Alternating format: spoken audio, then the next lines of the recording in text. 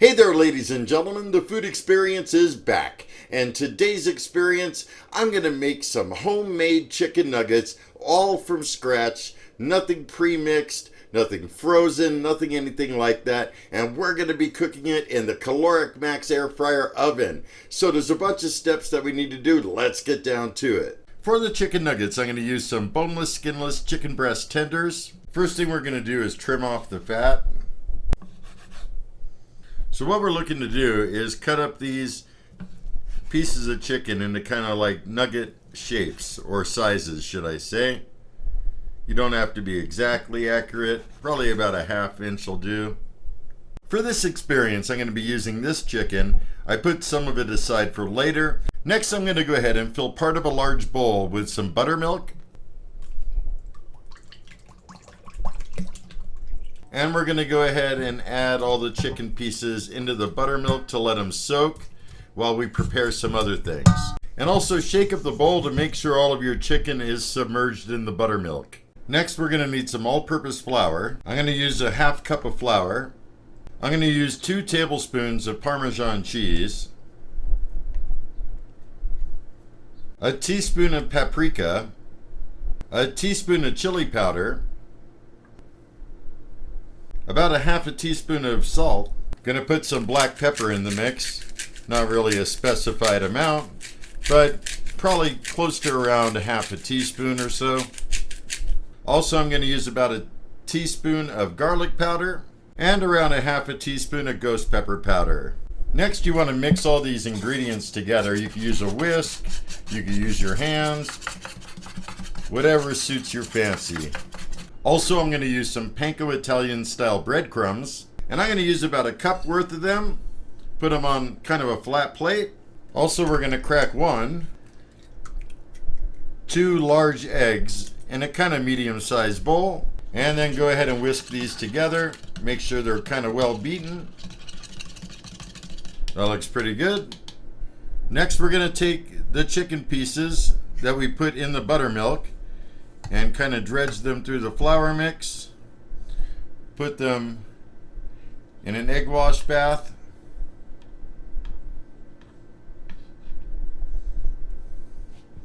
And then go ahead and coat them with the panko breadcrumbs. Then I'm going to stick it aside and put in this dish. Next, I'm going to take some plastic wrap, put it over the dish, and throw it into the refrigerator for, I don't know, maybe ½ hour, 45 minutes. The chicken is almost ready to be pulled from the refrigerator. Next thing to do is preheat your max. It is very important you do that. So we're going to go to air fry. Leave it on the regular air fry position. I'm going to up the time a little bit just so it allows for preheat. And then I'm going to go and change the temperature to 400 degrees and let the preheat begin. Alright, I just heard it click. 12 minutes are remaining from the 20 that I set. Okay, so that means it takes about 8 minutes to get the max up to 400 degrees. And for those people that have the older version of the max where they're saying the preheat doesn't work or it doesn't have that feature, that way you can kind of gauge that it does take about 8 minutes to get up to temperature. Now let's go ahead and pull the chicken from the refrigerator and get it ready in the air fryer basket. Just pulled the chicken, and I'm going to place each one into the air fryer basket. There we go, I got all the chicken nuggets ready in the air fryer basket. Now let's go ahead and put it in the max, and I'm going to use the regular air fry position.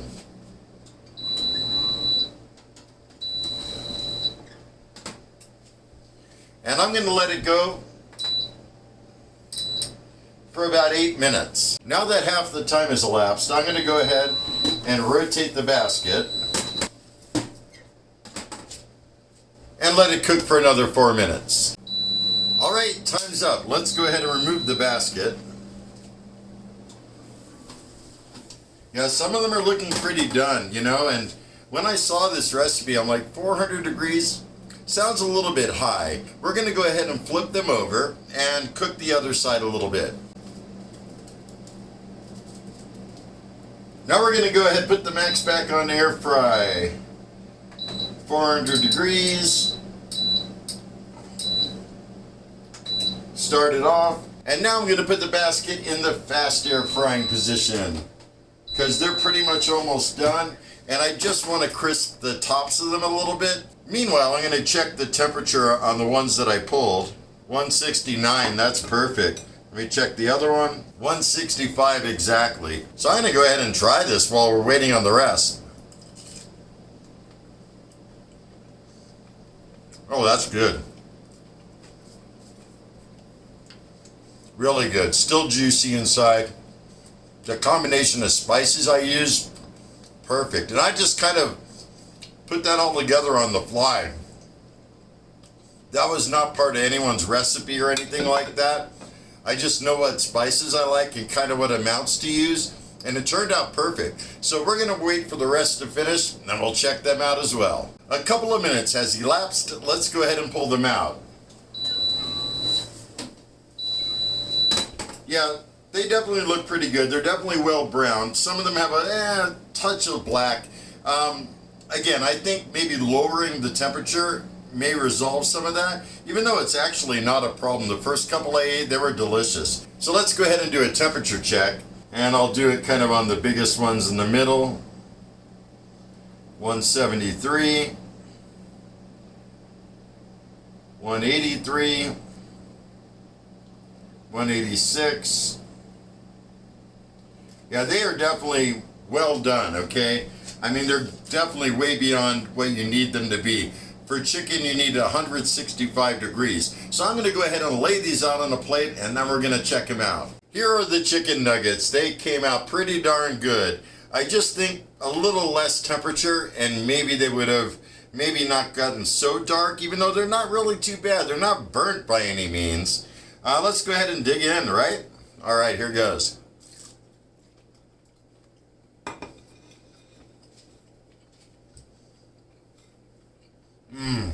Those are good.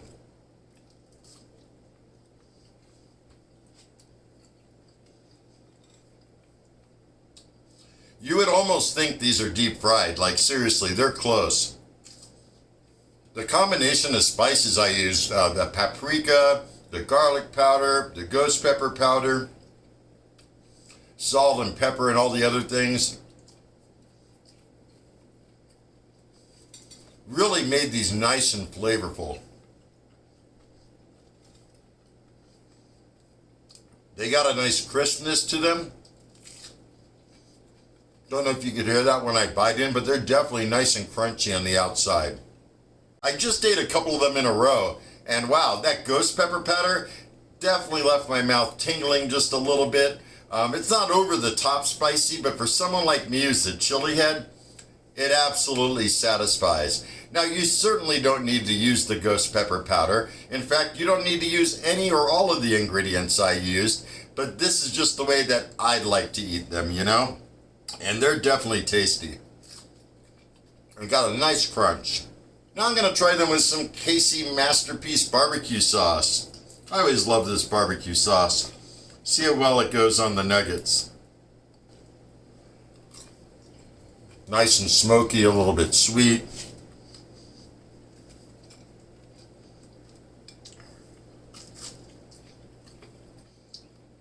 The insides of the nuggets are perfect. I don't know if you could see that or not if the camera's auto-focusing, but these came out so good. All right, so that pretty much wraps it up. Let's do some closing comments. I think the temperature may be just a tad bit too hot, you know? I don't think it really needs to be at 400. I'm gonna try some future experiments, maybe at 380 or 360. Maybe a couple of each just to see where that perfect sweet spot is, where you don't get any kind of black parts. I mean, there's only a couple actually. I mean, for the most part, it's pretty good. I'm thinking maybe 380 would be that sweet spot, you know? They're definitely good. They're crunchy, crispy, tons of flavor. You don't even need to use a sauce with them unless you're a saucy person like me. I love using sauces. So yeah, definitely thumbs up on this. Also, if you decide to make it, leave me a comment down below and let me know your thoughts. And if you're new to my channel, please hit that subscribe button. I got all kinds of good stuff coming up. Not just with the Max, but all kinds of other things. I review snacks, hot snacks, Coming up later, I got some Blue Diamond Extreme Almonds. That's going to be my next review. I haven't done a review in a little while, and those things are pretty darn good, so stay tuned for that. And if you guys have any comments, questions, or concerns, or just want to say, hey, what's up, Andy? Leave me a comment down below. I enjoy hearing from you and interacting with you guys. And with that said, I'm going to wish you all a very stellar weekend. Be excellent to each other, and most of all, remember me. I'm KJ Andy O, your food experience host with the most. Y'all take care, and I'll see you next time. Laters.